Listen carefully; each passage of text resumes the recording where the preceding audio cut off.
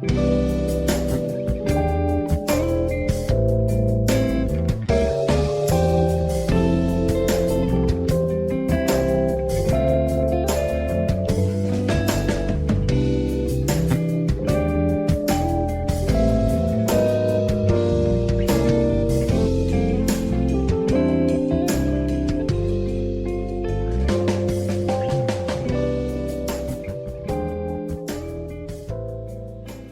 guys, here we are with the George Benson GB10em.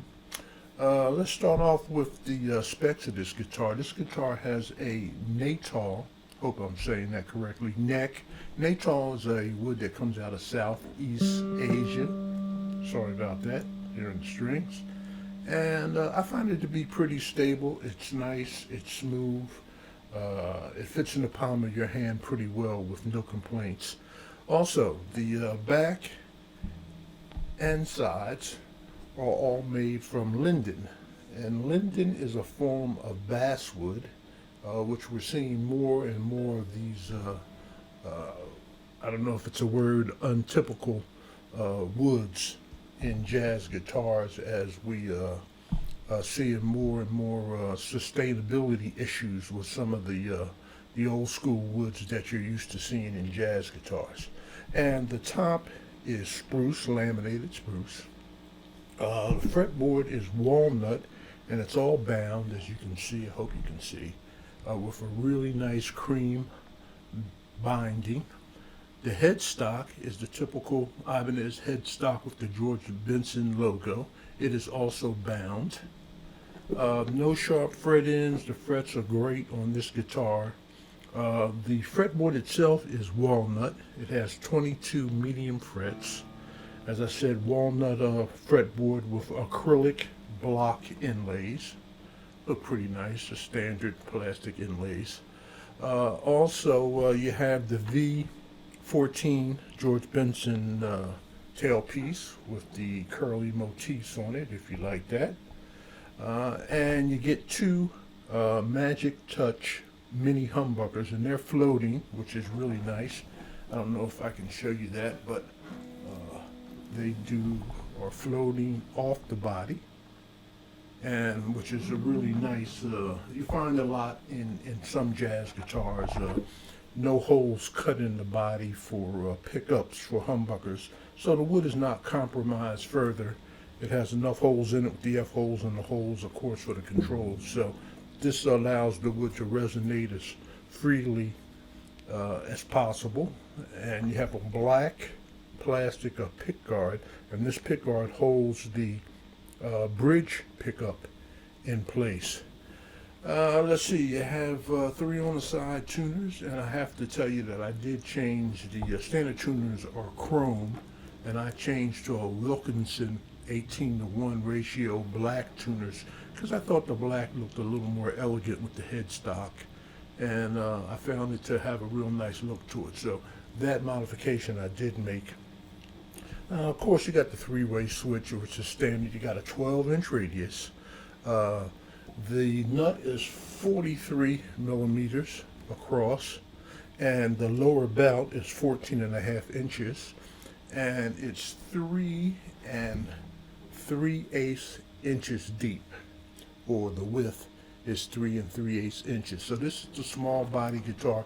George Benson and Ibanez got together, I guess about 40 plus years ago, and George wanted a guitar that would have less feedback on stage and be a little more comfortable to play than the standard big body 16 and 17 inch old school arch tops.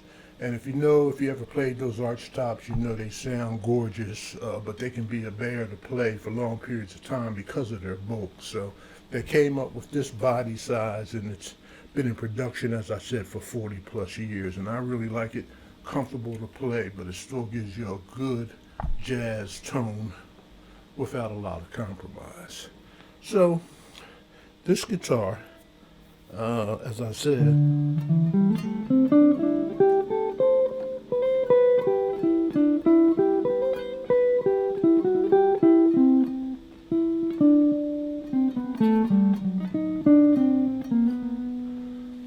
sounds pretty good. No problems. I did change the strings out. These are Tomastic Infeld 12s. They're not flat wounds. I had flat wounds on it, but sometimes the flat wounds sound a little dull to me, a little muddy. So I went with the round wound string, and I'm glad that I did. It plays very well. So I just thought I would talk to you about the woods. Ibanez, of course, being on the forefront of inexpensive jazz guitars. It's, I guess, with the CITES treaties, if you're not familiar with that, that's the treaties between the nations that controls the sustainability of wood. Some woods can be imported, some can't. Some can be exported, some can't. So jazz guitar manufacturers are looking for new woods and new ways to bring you guitars that are cost effective and readily available. So that's why we're seeing a walnut fretboard where you would normally see rosewood or ebony. You're seeing linden, as I said, which is a form of basswood. I've seen basswood in bass guitars. I've seen them in rock guitars, and I've seen them in guitar kits, but I haven't seen linden before in a hollow body jazz box. So we're going to have to see how that plays out over the next few years. Also, like I said, the neck is Natal instead of maple or redwood, and I did own the model down from this, which is the AG85. And I got to tell you, it's all linden back and sides, and I wasn't 100% crazy about it. That's why I sent it back and went with the linden with the spruce top. And I thought it was more traditional, and it gave me more of that jazz tone that I'm looking for. So.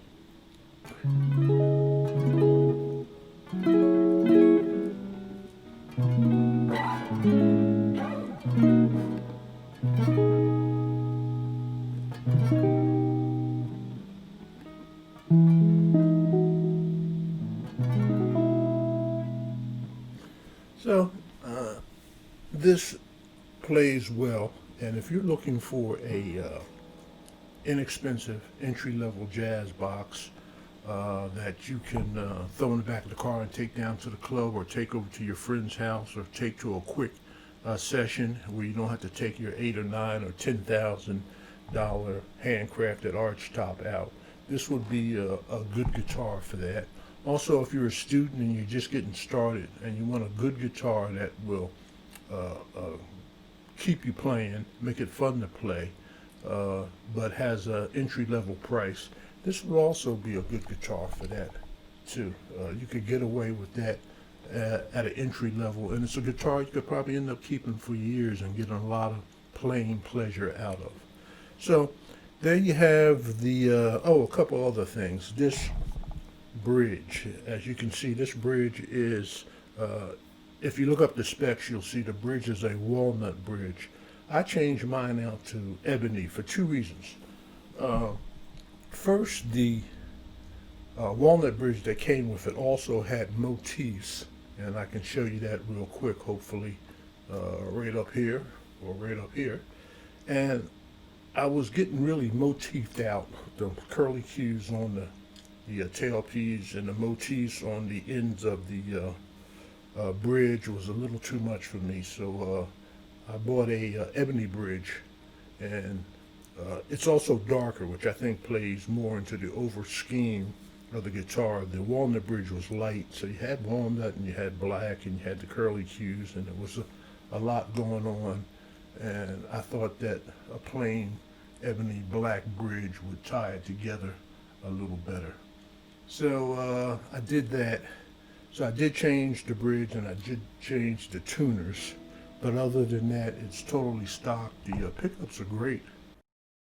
For a good jazz box, this is, I recommend it. It's not perfect. It's not going to sound like your L5s or your Heritage Golden Eagles or those type of guitars. But if you're, like I said, you want to add a nice hollow body to your collection, a guitar that you can take and throw around in back in the trunk of the car and take to sessions or maybe open mic down at the pub, or if you want to learn jazz and you want a jazz guitar, but you don't want to start out with spending $5,000 or $6,000.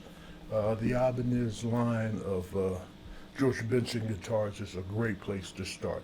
As I said, the SE sits above this, and of course the plain GB10 is the grandfather of them all.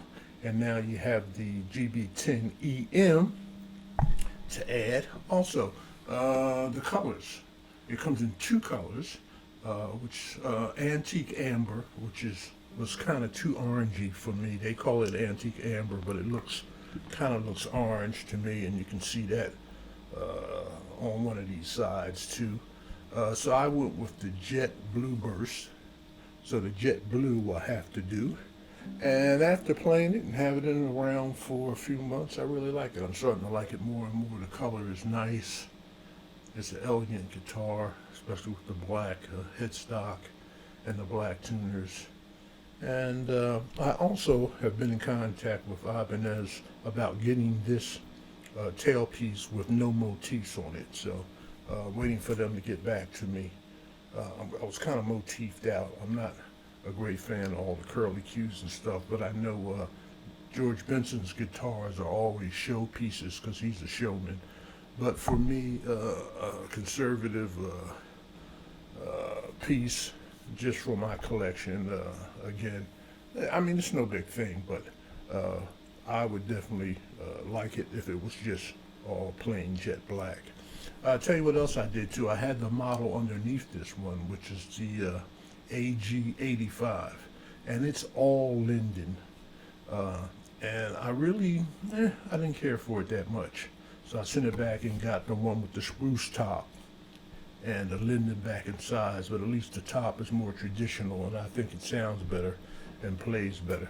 The other thing about the AG series of jazz guitars that I find with Ibanez, I wish they would make one or two more traditional colors. I think they need to. They have the jet blue burst, and then they have the antique amber, which is kind of orange.